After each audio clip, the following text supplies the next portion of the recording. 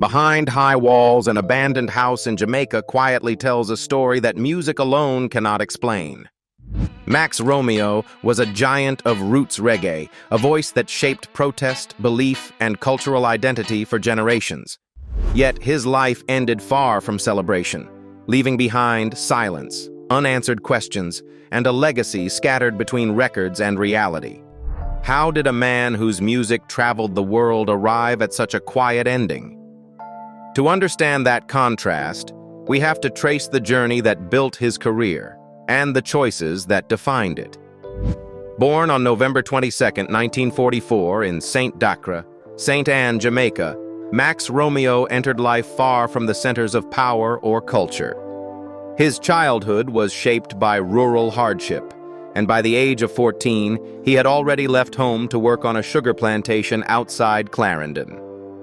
It was physical, exhausting labor, work that taught discipline early, but also planted a quiet determination to escape a future defined only by survival. Music became that exit. At 18, after winning a local talent contest, Max Romeo made a decisive move to Kingston, Jamaica's unforgiving but opportunity-rich capital. In 1965, he joined the vocal group The Emotions alongside Kenneth Knight and Lloyd Shakespeare, while supporting himself as a salesman for Caltone Records. The group struggled at first, failing auditions and facing repeated rejection. Their break came almost by accident, when producer Ken Lack heard Romeo singing solo during work and offered them studio time. In 1966, The Emotions scored their first hit with Buy You a Rainbow, launching Romeo into Jamaica's competitive recording scene. By 1968, he stepped out on his own as a solo artist, adopting the name Max Romeo. Early solo efforts failed to chart, forcing him to return briefly to group work and experimentation, including collaborations with Phil Pratt and the formation of the Hippie Boys. Then came the moment that changed everything. In 1968, Romeo wrote Wet Dream, a song whose bold lyrics and playful double meanings shocked radio programmers. The track was banned by the BBC and other stations, yet the controversy only amplified its reach. Wet Dream became a massive hit in Jamaica and a top 10 single in the UK, giving Max Romeo international visibility almost overnight. Fame arrived quickly, but it was unstable. Rather than repeating the formula, Romeo pivoted. In 1970, he returned to Jamaica, founded his own label and sound system, Romax, and released Let the Power Fall in 1971. The album marked a sharp turn toward politics and ideology. Its title track was adopted as the theme song for the People's National Party during the 1972 general election, placing Romeo at the center of a moment when reggae, culture, and political hope aligned. Alongside artists like Bob Marley, he toured the island on the campaign trail, turning music into a vehicle for mass political expression. Midway through the decade, Romeo entered his most artistically respected period. Working with producer Lee Scratch Perry, he released Revelation Time in 1975, which included the haunting Three Blind Mice, a thinly veiled account of a police raid that blended nursery rhyme familiarity with social critique. In 1976 came War in a Babylon, widely regarded as his defining album. Its centerpiece, Chase the Devil, fused religious imagery with resistance, and later became one of the most sampled and referenced reggae tracks in history. Seeking broader horizons, Romeo moved to New York City in 1978. There, he co-wrote and starred in the musical Reggae, attempting to translate Jamaican culture to an American stage. He crossed into rock circles in 1980, appearing as a backing vocalist on the Rolling Stones' Emotional Rescue.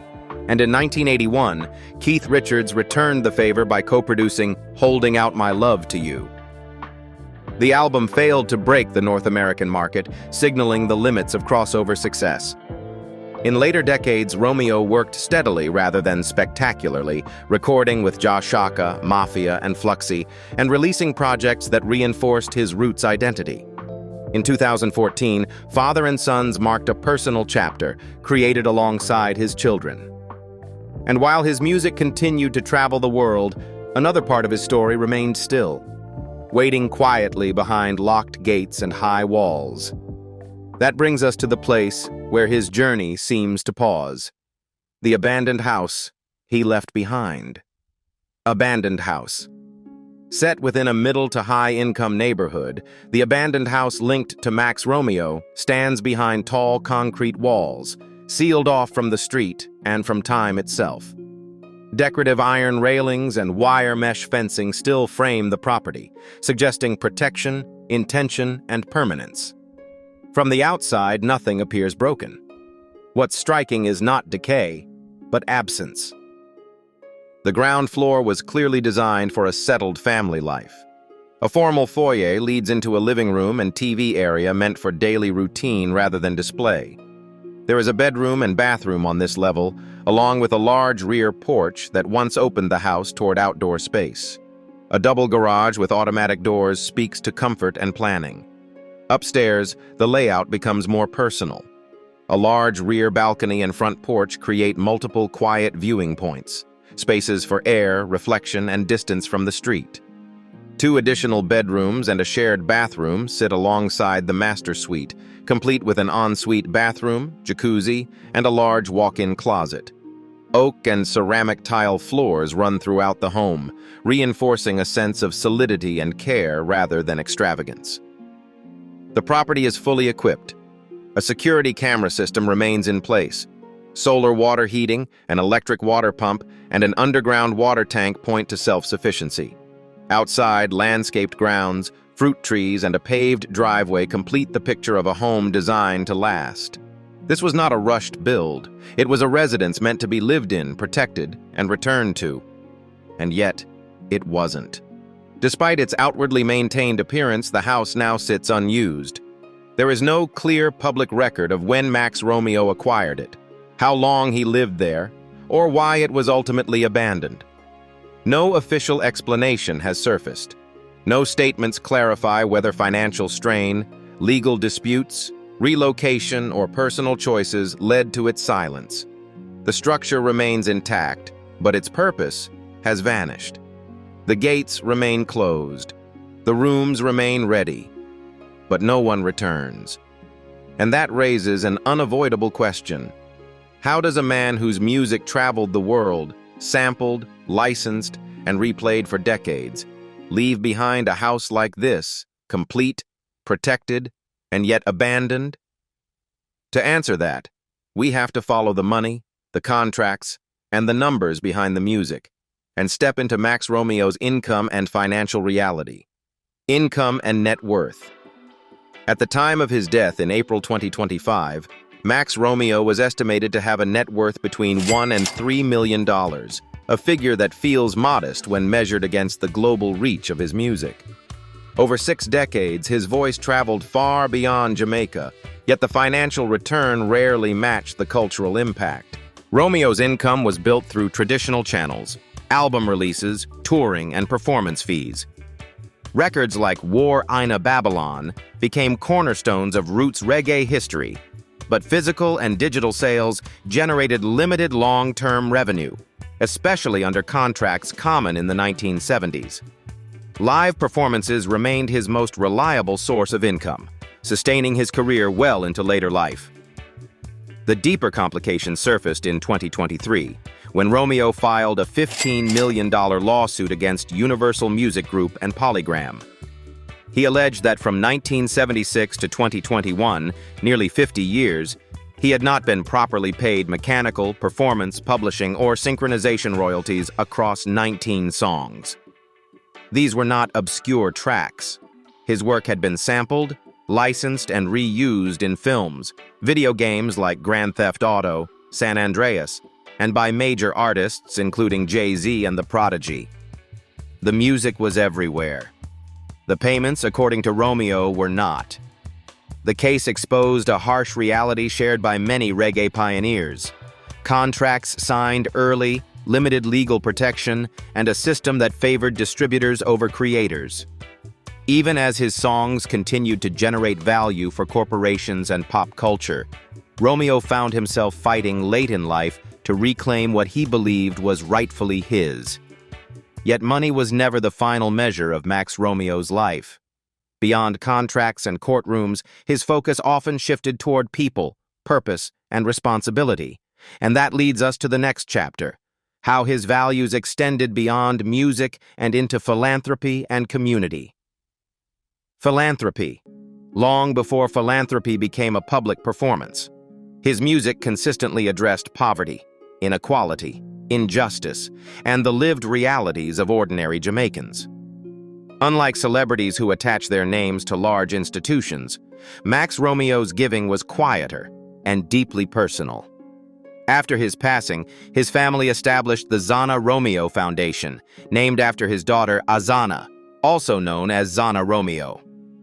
The foundation focuses on supporting disadvantaged young mothers, helping cover postpartum care costs, and providing financial assistance for education.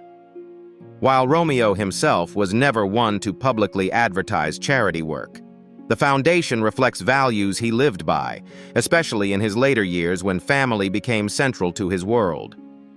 That family-centered mindset was visible in how he worked. In the final chapters of his career, Romeo often recorded and collaborated from home, alongside his children, turning music into both livelihood and legacy. Giving, for him, did not always mean donation. It meant involvement, guidance, and presence. Within the reggae community, Romeo was also connected to broader charitable efforts.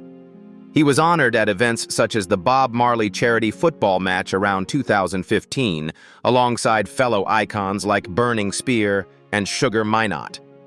These gatherings weren't about spotlight, but about funneling resources toward youth programs, music education, and community support across Jamaica. And while his public legacy is rooted in music and belief, there was another side of Max Romeo rarely discussed, a private life shaped by family, responsibility, and the long weight of survival, personal life. He was married, and while references to his wife vary across different periods, records from around 2014 identify her as Sandra Smith, a steady presence through major chapters of his personal and professional life. Together, they raised a large family, one that became both his responsibility and, later, his creative circle. By most accounts, Max Romeo had 11 children, a fact noted in his obituary by the New York Times. Several of them followed his path into music, not as extensions of his fame, but as collaborators in a shared craft.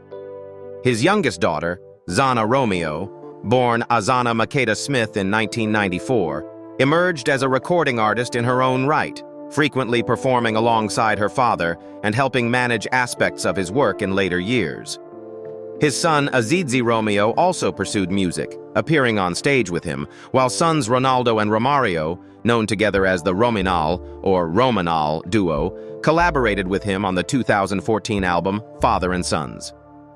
That project wasn't a comeback, it was a handover. In the early 2000s, Romeo made a deliberate shift away from city life, relocating with his family to Treadways in Linstead, St. Catherine. There, he embraced a quieter existence, farming the land and building a home studio where his children could develop their sound without pressure. On April 11, 2025, Max Romeo passed away at the age of 80 due to heart complications at a hospital in St. Andrews Parish, Jamaica. His death was confirmed by his lawyer, Errol Michael Henry, and reported worldwide by outlets including The Guardian, Billboard, Rolling Stone, The New York Times, and Pitchfork. Tributes followed quickly from fans, musicians, and cultural institutions, recognizing a pioneer who evolved from provocative early hits into one of reggae's most socially conscious voices. His funeral was held in Kingston on May 18, 2025, where he was honored as a national legend. The ceremonies reflected both grief and gratitude for a man whose music carried truth and whose final years were spent planting roots rather than chasing applause. Thank you for staying with us through this journey and for honoring stories that deserve to be remembered with honesty and respect. If this video moved you, please like, subscribe, and share your thoughts below. Rest in peace, Max Romeo. Your music continues to inspire and resonate through generations.